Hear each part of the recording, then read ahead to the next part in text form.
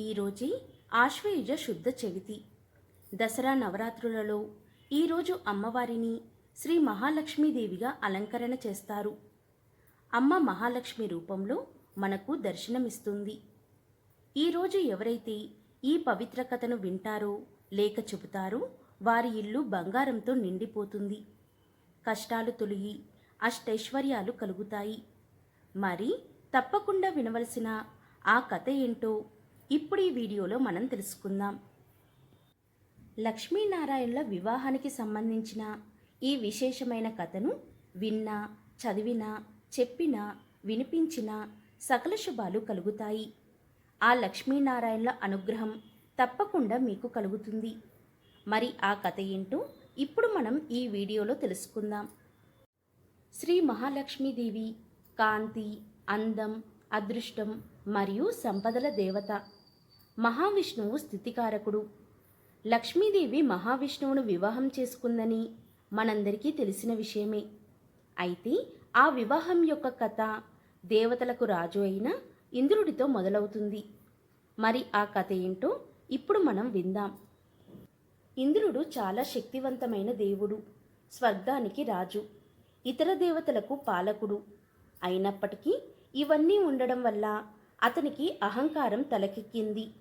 ఇతరుల పట్ల అహంకారం మరియు అగౌరవం పెరిగాయి. ఇంద్రుడికి ఐరావతం అనే 4 దంతాల అందమైన తెల్లని ఏనుగు ఉండేది. ఇంద్రుడు రాజ్యం విడిచి వెళ్ళాలి అని అనిపించినప్పుడల్లా అతను ఐరావతం మీద ఎక్కి ప్రయాణం చేస్తూ ఉండేవాడు. అలా ఒకసారి ఇంద్రుడు ఐరావతం మీద ప్రయాణం చేస్తూ ఉన్నప్పుడు అటువైపుగా వస్తున్న దుర్వాస మహర్షిని చూశాడు. దుర్వాసుడు చాలా శక్తివంతమైన మహర్షి, అపారమైన యోగశక్తులు కలవాడు. కానీ అతనికి ఒక లోపం ఉంది. దుర్వాస మహర్షి అనూహ్యంగా వేగంగా కోపం తెచ్చుకుంటాడు. అలాగే అందరినీ శపిస్తాడు కూడా. దుర్వాస మహర్షి భూలోక సంచారం చేస్తున్నప్పుడు సువాసన గల ఒక మాల దొరికింది. మాలలోని పువ్వులు వాడిపోకుండా ఎప్పుడూ తాజాగా ఉంటాయి.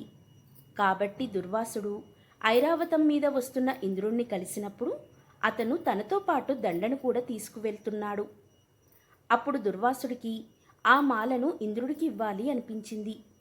కాబట్టి దుర్వాసుడు ఆ మాలను ఇంద్రుడికి బహుకరించాడు. ఇంద్రా, ఈ మాలను తీసుకో, ఇది నీకు బాగా సరిపోతుంది అన్నాడు. అప్పుడు ఇంద్రుడు ఆ మాలను జాగ్రత్తగా తీసి తన ఐరావతం యొక్క తల మీద పెట్టాడు. ఆ దండలోంచి సువాసనలు వెదజల్లుతూ ఉండడంతో ఐరావతం తన తలపై నుంచి ఆ మాలను తీసి కింద పడేసి తొక్కేసింది. ఇంద్రుడు ఆ విధంగా అజాగ్రత్తగా వ్యవహరించిన తీరును చూసి దుర్వాసుడికి ఎంతో కోపం వచ్చింది. ఇంద్రా, ప్రజలను ఎలా పలకరించాలో, బహుమానం స్వీకరించినప్పుడు ఎలా ప్రవర్తించాలో మర్చిపోయావా అని గద్దించాడు. వెంటనే ఇంద్రుడికి ప్రాణభయం కలిగింది. అకస్మాత్తుగా ఇంద్రుడికి దుర్వాసుడు శపించిన వారి పెద్ద జాబితా గుర్తుకు వచ్చింది. వెంటనే ఇంద్రుడు ఐరావతం నుండి హడావిడిగా దిగి పరిగెత్తుకుంటూ వెళ్ళి ఋషిపాదాలపై పడి, నన్ను క్షమించు మహర్షి, నేను చెడుగా ప్రవర్తించాను. నేను నిన్ను గౌరవించాలి, కానీ అలా చెయ్యలేదు. నన్ను క్షమించు అని వేడుకున్నాడు. వెంటనే దుర్వాసుడు ఇలా పలికాడు. చూడు ఇంద్ర, నేను నిన్ను శపించబోతున్నానని నీకు తెలుసు కాబట్టి నువ్వు క్షమించమని నన్ను ప్రాధేయపడ్డావు.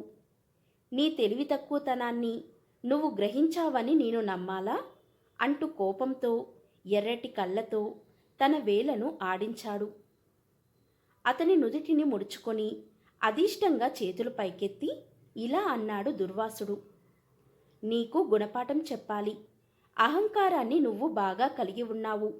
మీ దేవతలందరూ మీ శక్తిని వెంటనే కోల్పోతారు అని నేను శపిస్తున్నాను. మీకు ఎలాంటి శక్తి ఉండదు. ఎప్పుడూ అలసిపోతారు. లక్ష్మి మిమ్మల్ని వీడి వెళ్ళిపోతుంది అని దుర్వాసుడు దేవతలందరినీ శపిస్తాడు.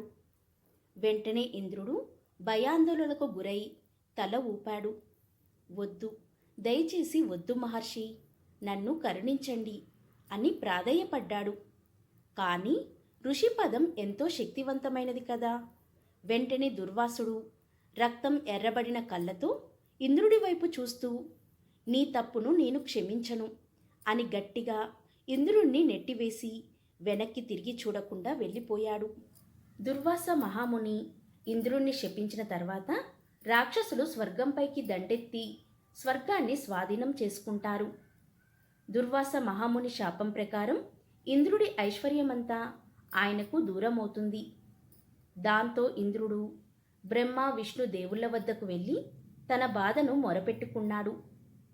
అప్పుడు నారాయణుడు ఇలా పలికాడు, ఇంద్రుడి సంపదలతో పాటు అమృతాన్ని కూడా సాధించడానికి సముద్ర మదనం చేయాలి అని చెప్పి, ఇది ఒక్క దేవతల వల్ల కాదు, రాక్షసులకు కూడా అమృతం దొరుకుతుందని ఆశపెట్టి వారిని కలుపుకోవాలి అని ఉపాయం చెబుతాడు నారాయణుడు.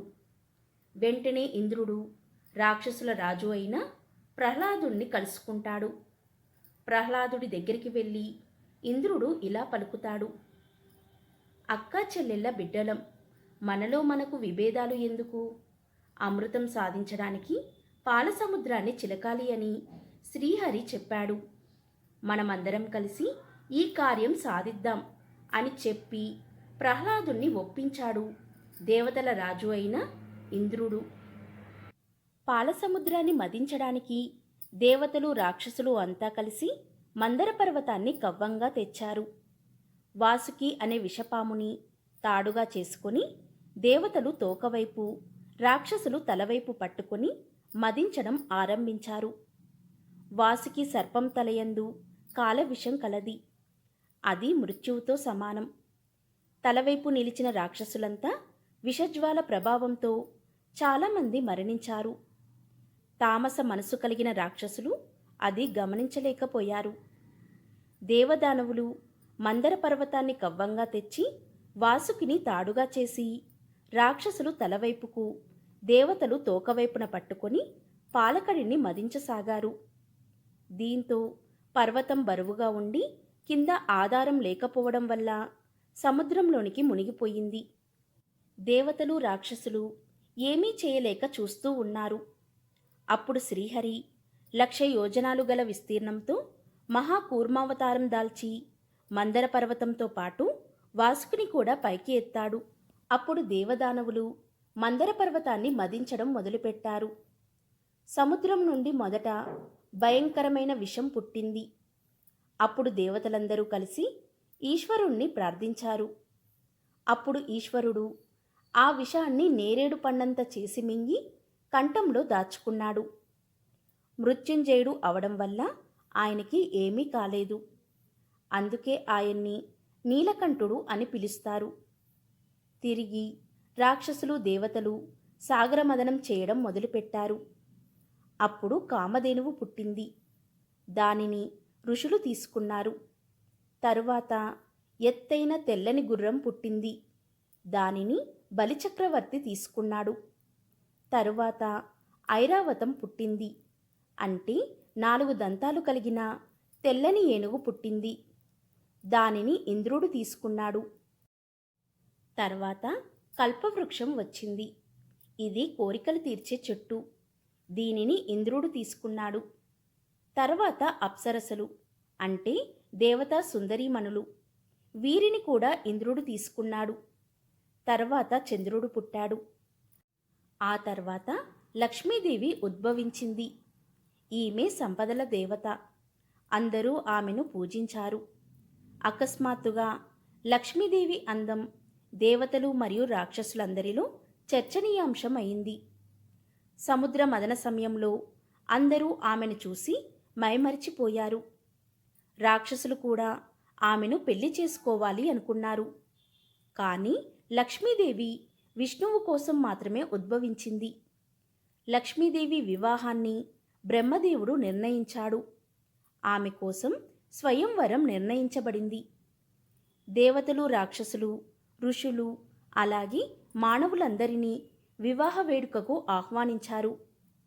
లక్ష్మీదేవి తమలో ఒకరిని తన భర్తగా ఎంచుకుంటుంది అని రాక్షసులు ఎదురుచూశారు.